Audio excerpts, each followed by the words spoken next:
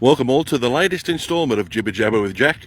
We're at Charles Pirie Reserve and we're joined by one of the finest young referees in the St George Refereeing Football Association, and that's Anastasia Filacouridis. Hi Anastasia. Hi, how are you? I'm well, thanks. The passion of football started for you back at the Ramsgate RSL in the under-6s. Can you take us back to that time? Yes, I joined in under-6s. I joined young, loved playing soccer, played with my cousins, so just joined with under-6s. Played for, I think, 13 years and just loved it ever since.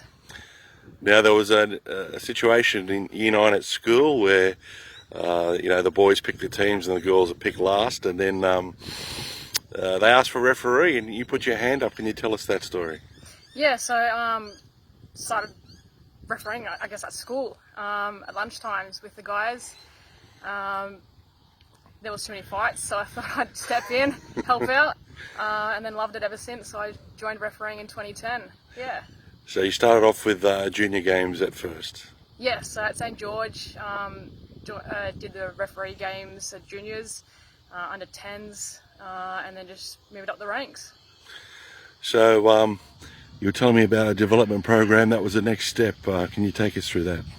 Yes, so once you start as a junior, and then you develop into a program called the IDP, Referee Development Program. And then from there you can go to a Football New South Wales program called the Academy, which I joined in the inaugural year, which is really good, really helped the referees progress and develop.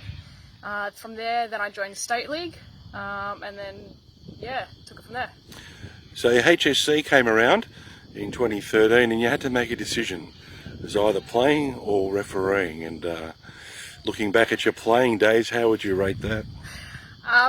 Let's just say I'm a better referee than a player.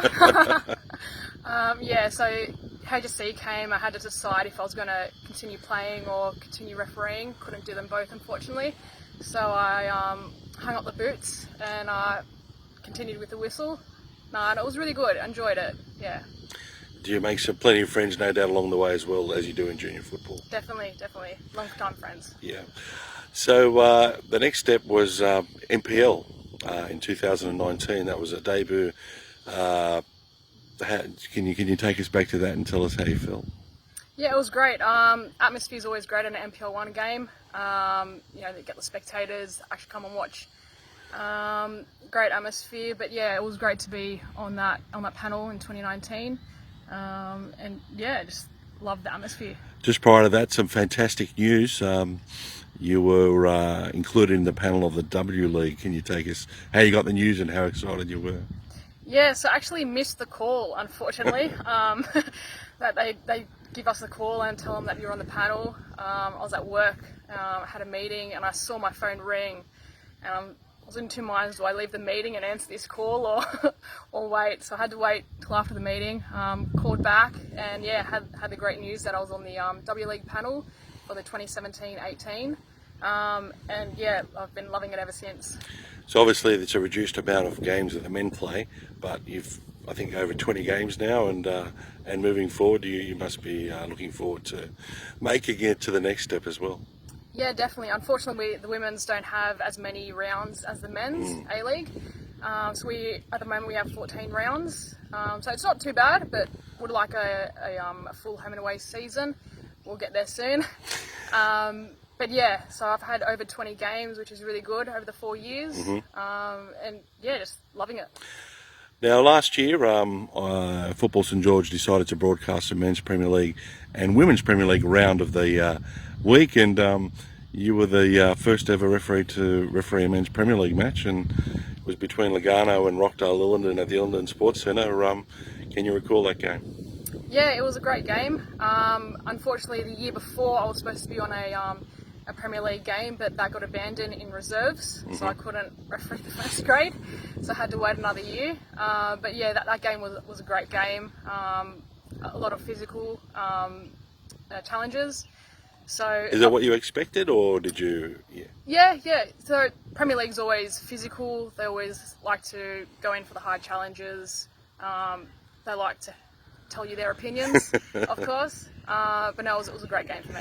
I remember around about a half-hour mark for a Lugano player, you actually gave him a red card for making a foul as the last line. Looking at it at the time, I thought, I'm not sure, but when I look back, that was the correct decision, so well done. Thank you. And at the end of the game, when you shook hands and that, they were all pretty good about it? Yeah, during the game it's all heated. Yeah, Obviously they got a lot of passion and everything. I respect that. But yeah, after the game they were respectful, came up to me, shook hands, and yeah, I respect them for that.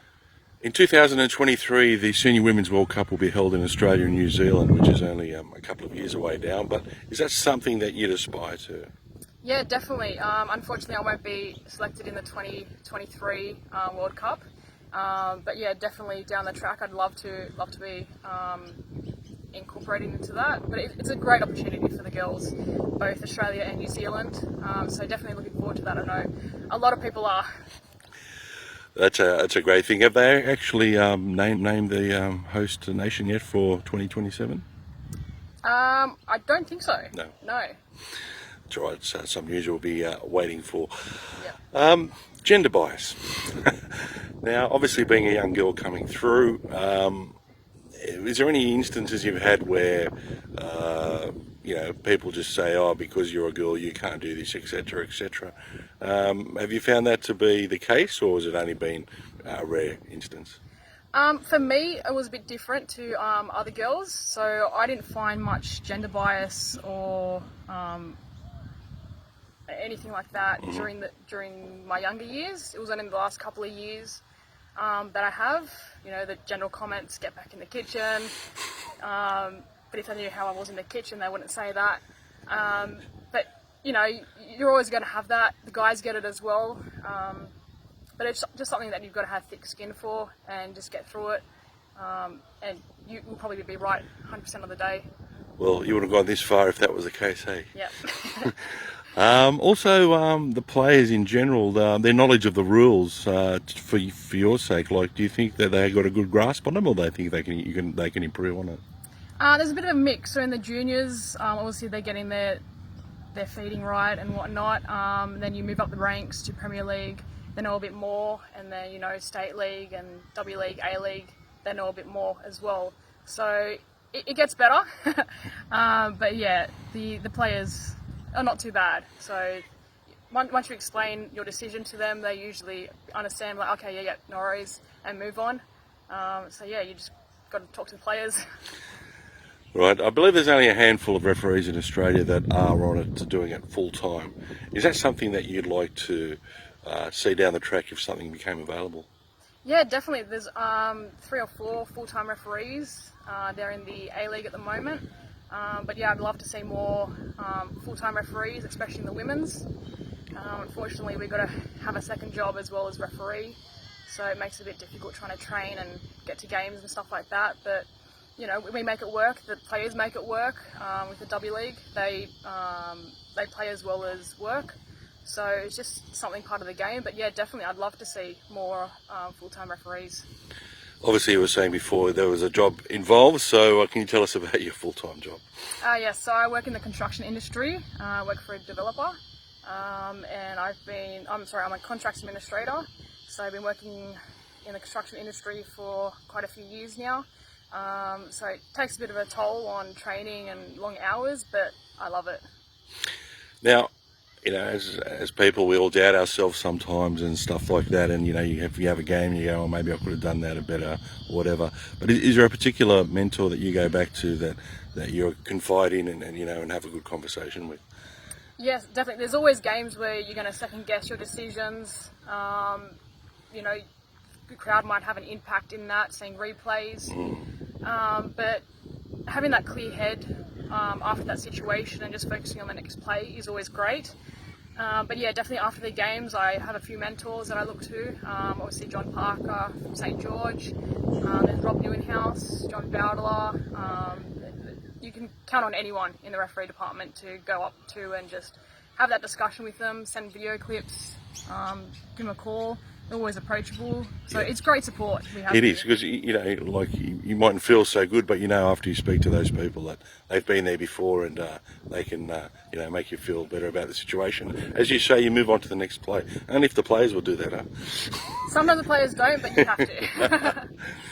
Well, Anastasia, thanks very much for spending some time with Jibber, with Jabber, with Jack here. You're a fine young referee, and we wish you all the very best in the future in your refereeing endeavours. Thank you for having me. You're welcome. Bye-bye.